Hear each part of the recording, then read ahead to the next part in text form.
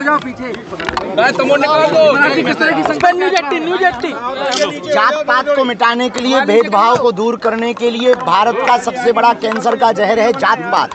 उस रोग से भारत को मुक्त करने के लिए हमने ठाना है। हमारा मिशन है, हमारा संकल्प है, हमारा विजन है। हर हाल में इस देश में सिर्फ दो जातियां होनी चाहिए, एक अमीर की, एक गरीब की। इस प्रण को लेकर के हम बागेश्वर धाम से रामराजा ओरछा तक 160 किलोमीटर की पदयात्रा कर रहे हैं। अब तो करो या मरो की बारी है, क्योंकि भारत पर संकट भारी है। हम भारत के लोगों को, हिंदुओं को बांग्लादेश जैसा जलता हुआ, बिखरता हुआ नहीं देख सकते, इसलिए हम हिंदुओं को एक करने निकल रहे हैं। पहले दिन की यात्रा में विशेष क्या है? पहले दिन की यात्रा में विशेष क्या है? पहले दिवस में विशेष तो यही है कि यात्रा शुरू हो रही है।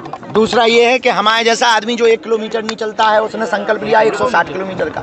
तीसरा सबसे बड़ा विशेष ये है, परम पूज्य जगत गुरु श्री हमारे गुरुदेव भगवान पद्म विभूषण रामानंदाचार्य पूज्य श्री रामभद्राचार्य जी गुरुदेव भगवान उस पद यात्रा में भगवान ध्वज दिखाने के लिए प्रथम दिन आ रहे हैं। आपने कहा मुस्लिम ईसाई भी यात्रा में शामिल हो सकते हैं। अगर उनको लगता है कि हम कार्य बहुत अच्छा कर रहे हो, इस देश की भागीदारी में उनको भूमिका निभानी चाहिए, तो देश तो उनका भी है। और इस देश में जितने भी इस्लाम, मुस्लिम और जितने भी ईसाई रहते हैं वो कन्वर्टेड हैं। उनके सब दादा परदादा जो है हिंदू ही थे, तो उनका ही कार्य हम कर रहे हैं, तो उनको आना चाहिए। आ जाएं तो नोट, आओ तो वेलकम, ना आओ तो भीड़ कम। पीले चावल दिए जाएंगे ना? पीले चावल हम तो नहीं बांट रहे हैं, आप बांटे आओ।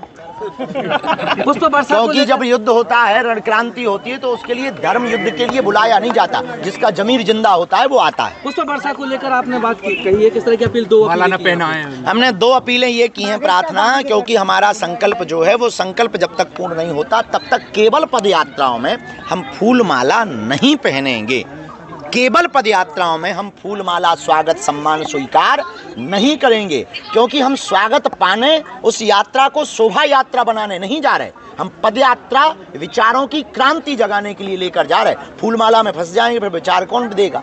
इसीलिए हम फूल माला उस पद यात्रा में स्वीकार नहीं करेंगे, खड़ाऊ हम नहीं पहनेंगे। हमारा लक्ष्य है जब तक हम भारत के हिंदुओं को एक नहीं कर लेंगे। एक चर्चा चल रही है कि पुष्प वर्षा हेलीकॉप्टर के माध्यम से की जानी है। नहीं, अब हमारे पास हेलीकॉप्टर की पैसा नहीं है। अगर आप दोगे तो विचार करके बताएंगे।